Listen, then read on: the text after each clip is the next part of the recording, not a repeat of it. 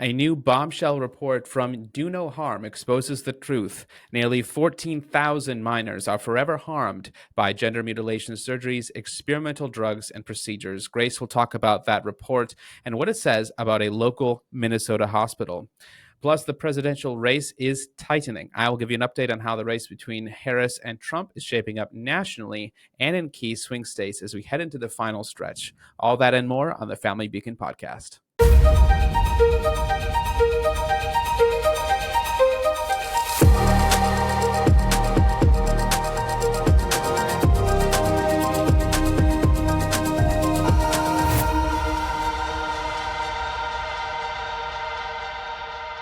Well, thanks, Moses, for that intro, and I'm excited for your update on how the election is shaping up.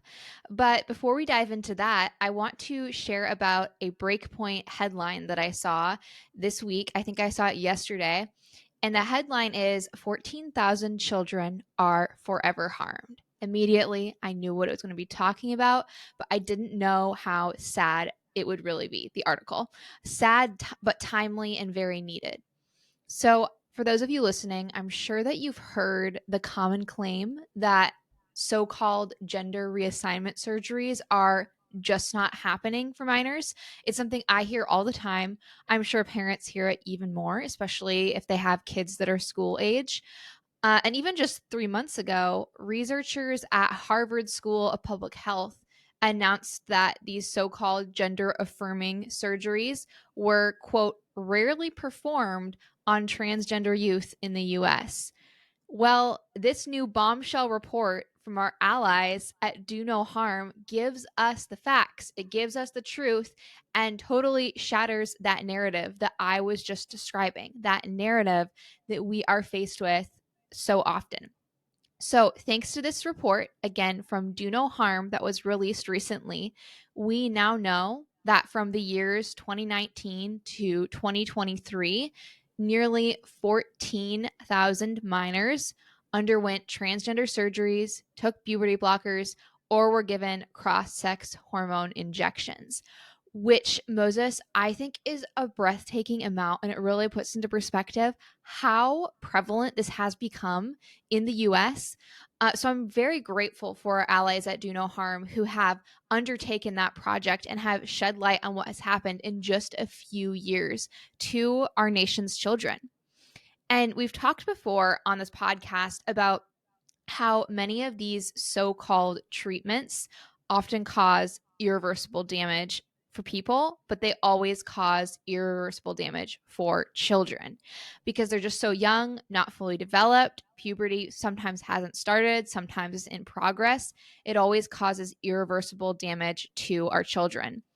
So, according to a new report out of the UK, some of the side effects slash risks of undergoing this kind of procedure, they call it treatment, we call it mutilation. Some of these risks include pelvic inflammatory disease, pelvic floor dysfunction, and then we've talked about a lot of the other side effects before, but those are some things we have not mentioned. So I wanted to mention those two things. And obviously, other risks, like I've mentioned before, is infertility, other very graphic things that I guess I just won't mention again on this podcast, but we have gone there before.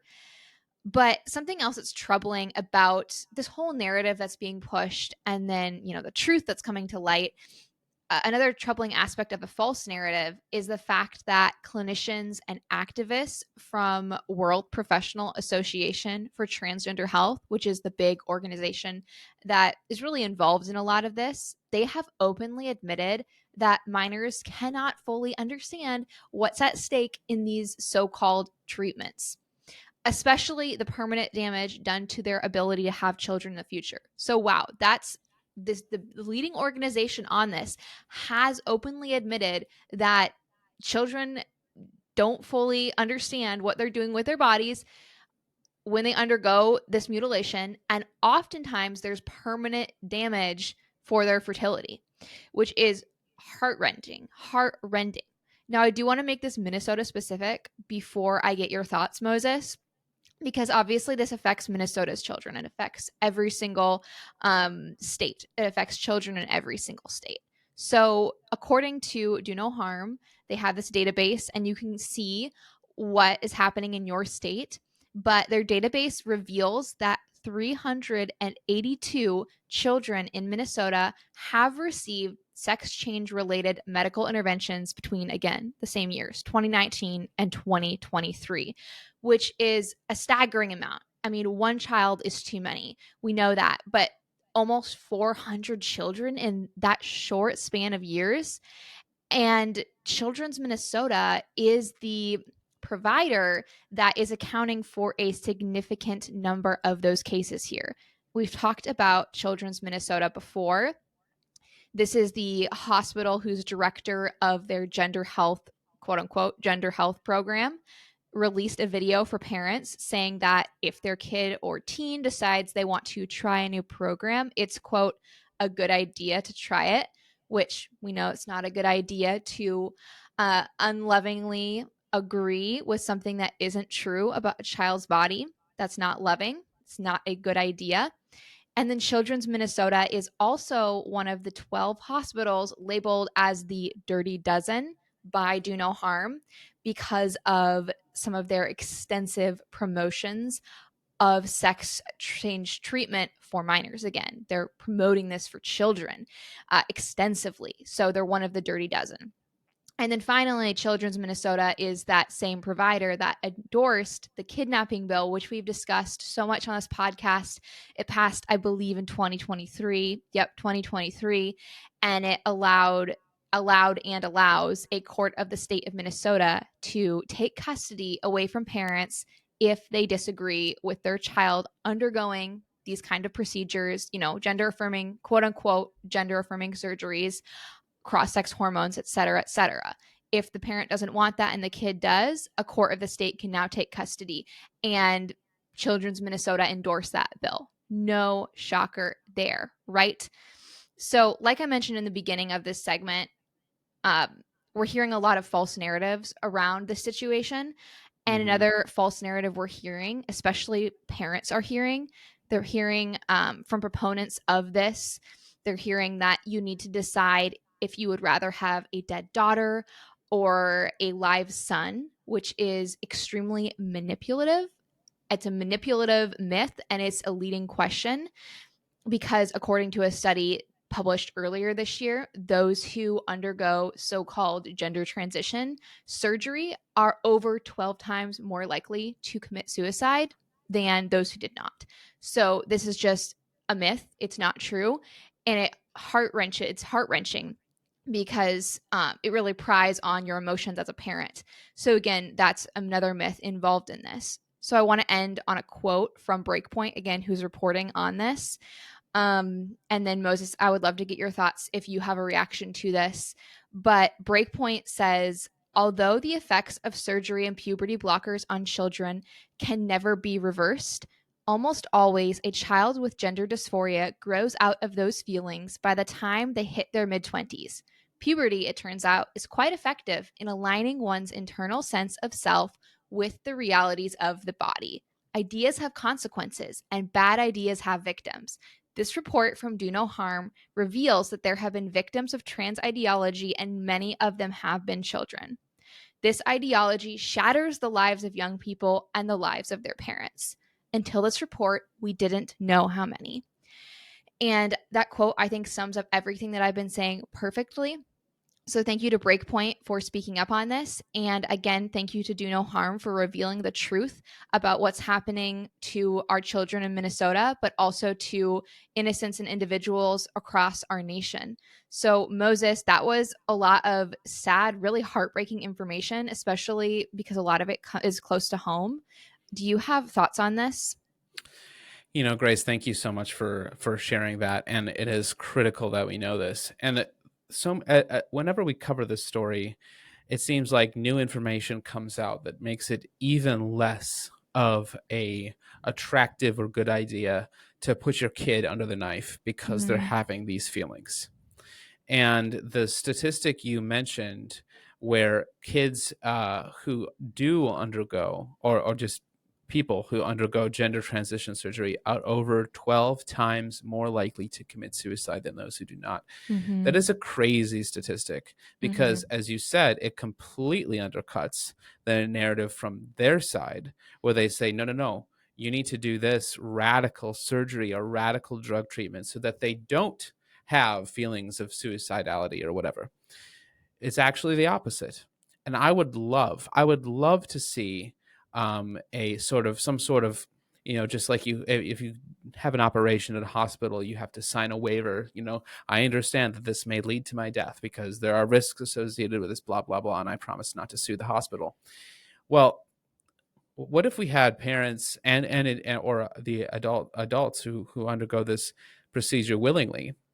What if we had them sign a statement saying, "I understand that this treatment may make me or my child over 12 times more likely to commit suicide Mm. compared with resolving this gender dysphoria through non-surgical and non-pharmaceutical means."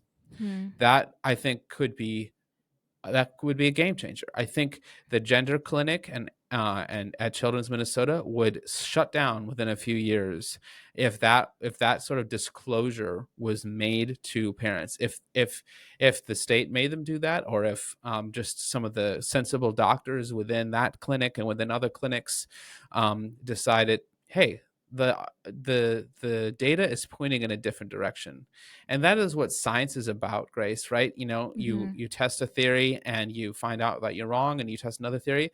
Now, don't get me wrong, children should never have been experimented on in this affirming model of treatment, which I believe was pioneered in the Netherlands, where when kids ask for this type of treatment, it's just given to them.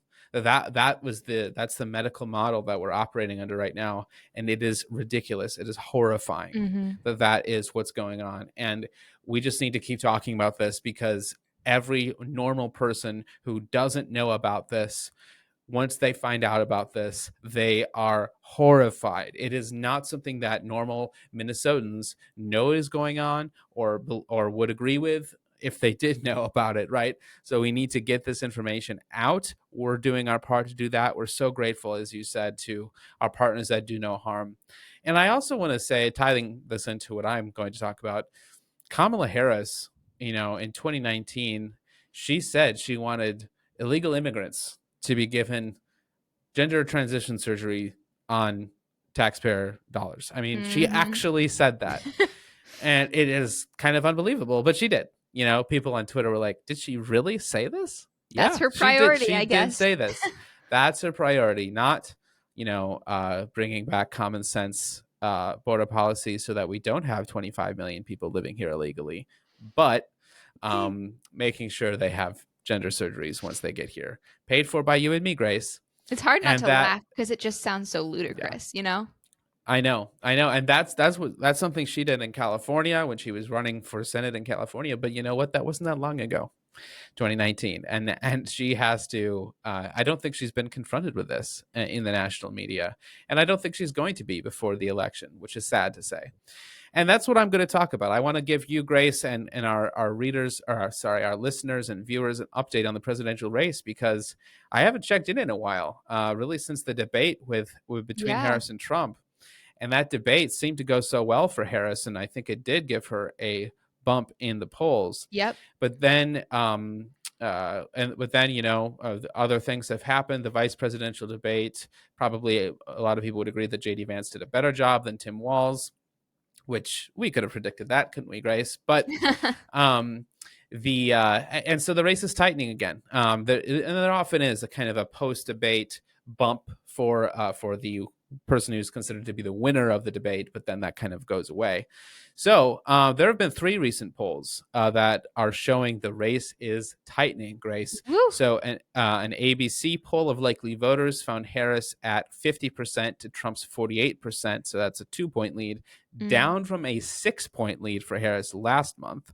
That's a big A jump. Yeah. it's a big jump. A CBS Mhm. poll found Harris up 51% to 48%. That's down from a 4-point lead last month. And Mhm. an NBC poll found a dead heat, 48% to 48%. And the last NBC poll had Harris at 49% to Trump at 44%. That's crazy. Yeah. This is that is a lot of points. And I think it's kind of interesting. I'm trying to like figure out why that might have happened. Kamala Harris hasn't made any huge mistakes. Um, and she's her campaign is outspending Donald Trump in key states. Donald Trump has not had any huge like victories, policy wise or public relations wise. All sorts of headlines about how weird he is. At a recent rally, there was some sort of uh, incident where some audience members have fainted. And maybe he just wanted to give people a break. But for the rest of the rally, he was just playing tunes from his Spotify playlist and kind of dancing on stage. I did not hear about that. What on earth?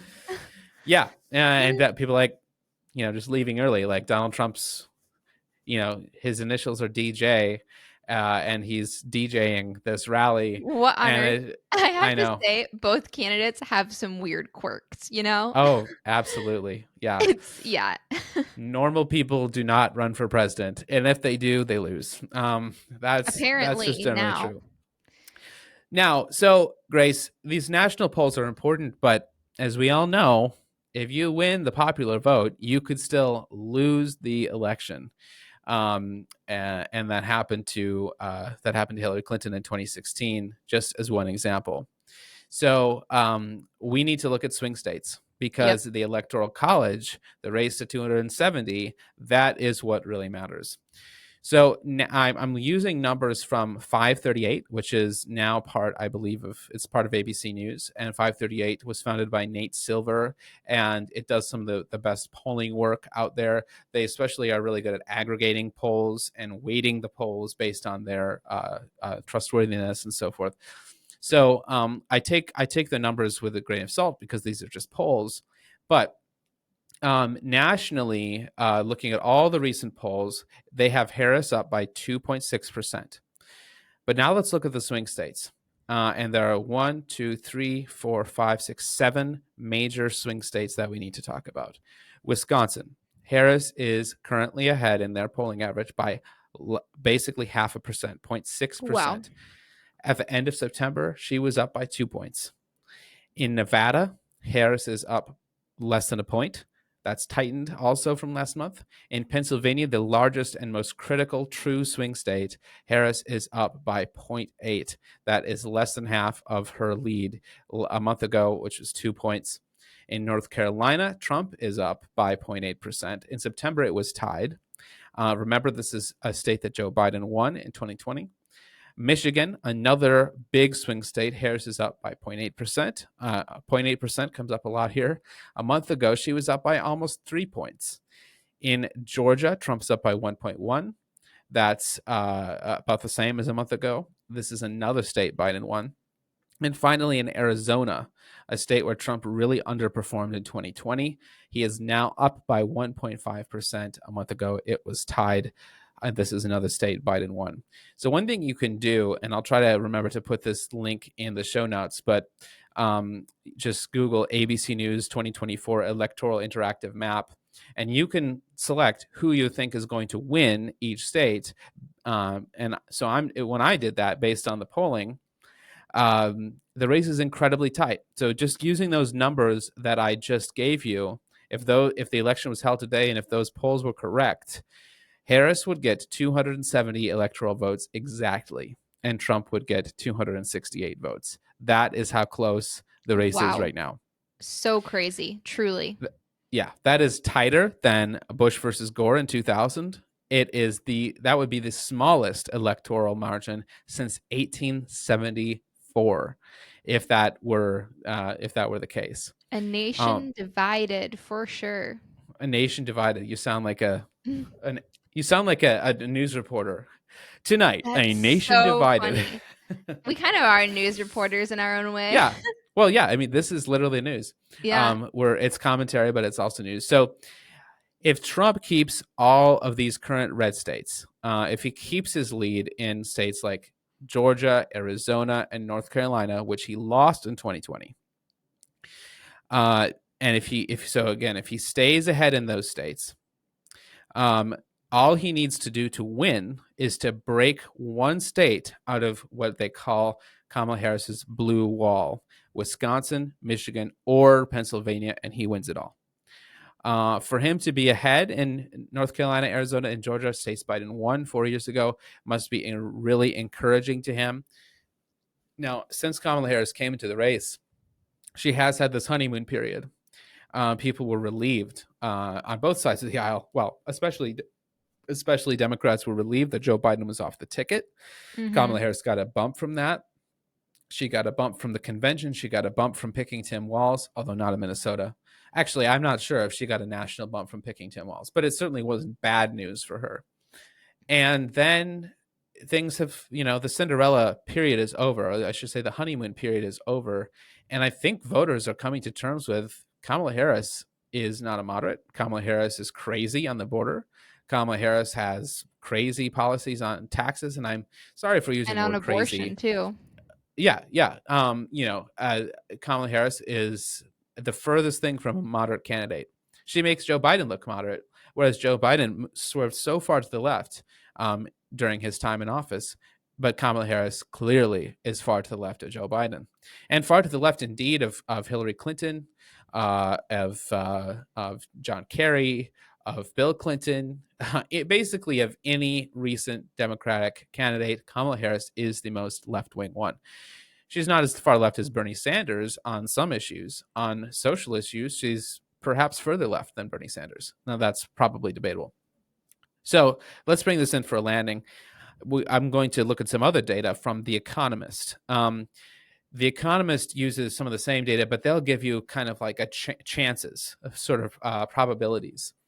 And according to their calculations, the presidential race is statistically tied. It's 50-50. 50% chance Trump wins, 50% chance Harris wins. And I think a few months ago, or if I knew this a few months ago, that we'd be talking in the middle of October about a race this close, I would have been very surprised, because Kamala Harris seemed to have a lot of momentum. Right now, the momentum is moving in Trump's direction in key swing states. So we need to follow this more closely. Probably every podcast from now until the election, I will give at least a short update on where the race is. Looking at Congress, Republicans have a 2 in 3 chance of taking the Senate, according to this projection. Democrats have a 1 in 3 chance. Essentially, Democrats are in a really bad position because a lot of the seats that are up this year are tough for them. John Tester in Montana, I think he's the last Democrat senator from the Great Plains, and he's held on for years in a red state. But this seems to be the year where he might lose this race, and Montana's Senate seat flips, and that would give Republicans control. Furthermore, Tammy Baldwin, the senator from Wisconsin, also been there for years and years. She's now more vulnerable than it's been looking. Now, on the other side, Ted Cruz is not looking amazing in Texas. He just had a debate this week. I think he'll come out of that pretty well, but his opponent is popular. But everybody, if you follow politics, that people are always predicting that Ted Cruz is going to lose, and This he is never, true. and he doesn't. Remember Beto O'Rourke, who became a political laughingstock? He was Beta. once the great white hope to beat Ted Cruz. And finally, we look at the U.S. House, and the race there is even closer. Currently, Republicans narrowly control the U.S. House. Democrats have a 3 in 5 chance of taking the House, according to current polls. Kamala Harris is probably doing good in terms of she's strong in some states, like the states we've talked about, where her lead is tightening. But if she continues to be strong in some states, then the Democrats will probably win. If she, because it's really tied to the top of the ticket. If you vote for, the first 3 races on your ballot are going to be president, Senate, if you have one. So we don't in Minnesota this year. So no, I'm sorry, we do. So for us, it'll be president, Amy Klobuchar versus Royce White, and then Congress. And your choices on those first 2 races, you're going to come down, and you're going to be less likely to be familiar with your congressperson. And you might decide, I want a Democrat or I want a Republican, whatever their name is, right? And that's going to be determined a lot by whether you're voting for Trump or Harris. So the closer that race gets, the closer it looks in the U.S. House. So the current prediction is for Democrats to win 219 seats. That would be a majority of one seat. That would make the House almost ungovernable. We've seen what the Republicans have done with a majority of 4 to 6 seats or something like that, less than 10 seats in the U.S. House, and they've had so much trouble. They've so much infighting. And really the conclusion here is that we need to vote, guys. It is so important to vote, and I want to say, switching topics a little bit, that our voter guide continues to be available for everyone. Mm-hmm. Um, And I think, Moses, election season can be really stressful, but it doesn't need to be. And that's why I'm so glad that we have the voter guide, because there's no ballot that has perfect candidates, right? Everyone's yes, flawed, but there are candidates that are running, especially we're talking about here in Minnesota, there are candidates that are running here that are aligned to protecting our fundamental values of life, family, and religious freedom. And so with our 2024 voter guide, you guys listening, Moses and I, we can find the position of any major party candidate that is running for state or federal office in Minnesota. And there's a bunch of questions on there that these candidates were asked, and they all revolve around those most fundamental values: life, family, religious freedom, super important things we all care so deeply about. And so I feel like that makes voting so much less stressful, because I can just go grab the voter guide and say, oh, this person stands up for protecting life and this person doesn't, and then it's super clear. And this voter guide is nonpartisan, which is also makes it a great resource for churches, because churches can use it to find general voting information, to access those nonpartisan details, nonpartisan resources, I should say. And there's a PDF copy of the voter guide, and then we're also providing print copies to so many churches. I forget the number. Moses, how many churches have we provided print voter guides to? almost 18,000 copies to almost Wow. 140 churches across the state. So that's a big number, our biggest Mm-hmm. ever. Grace, today or yesterday, I also talked with a student group who wants to pass these out on campuses. So this isn't just for churches. This is for anybody who needs to, who is interested in and I keep getting inquiries from churches, so that number may go up. And really, this is amazing. The demand is so high, Mm-hmm. and we're just humbled and so grateful that this project is working out, because you and I put so much work into this. So Yeah. um, go to mfc.org/vote or mnfamilyvoter.com if you want to be taken directly to that voter guide. Grace, I want to do something a little bit different here for Mm-hmm. our verse. I'm going to read a verse, but I also I need to find that here. But I also want to because I saw this verse of the day thing, and it happened to also include. As soon as I saw it, I'm like, that verse is really familiar, and I'm like, oh yeah, this is one of the verses that's used in Handel's Messiah. A What masterpiece, a truly. masterpiece! One of the you know what? It's October, like it's It's almost time time. to play Christmas music. I'm with Although you. arguably, the Messiah is half Christmas, half Easter, but It's always they Christmas and always Easter for Christians, though.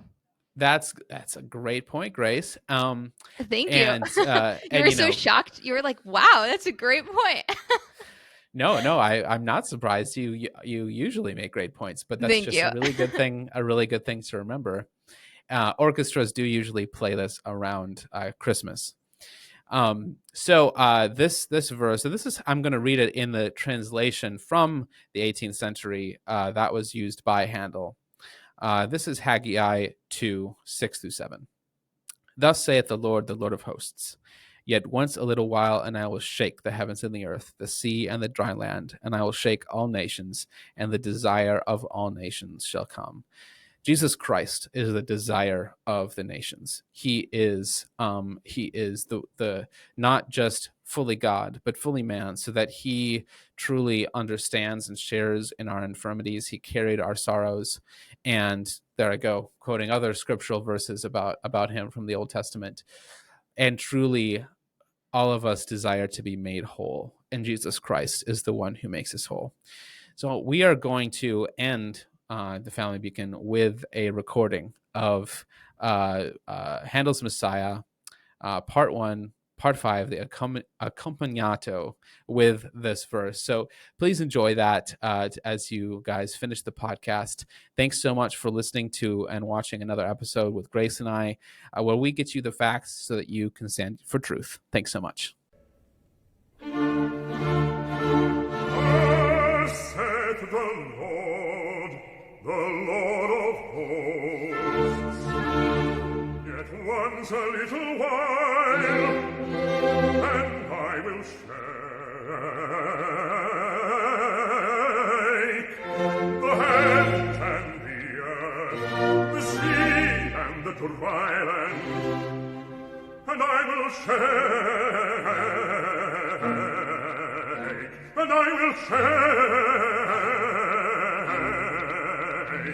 all nations. I'll shake the heavens, the earth, the sea, and the dry land. All nations I'll shake, and the desire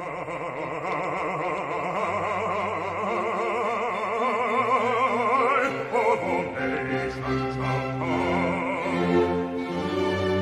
The Lord whom ye seek shall suddenly come to his temple. The messenger of the covenant, whom ye delight in. Behold, he shall come, saith the Lord.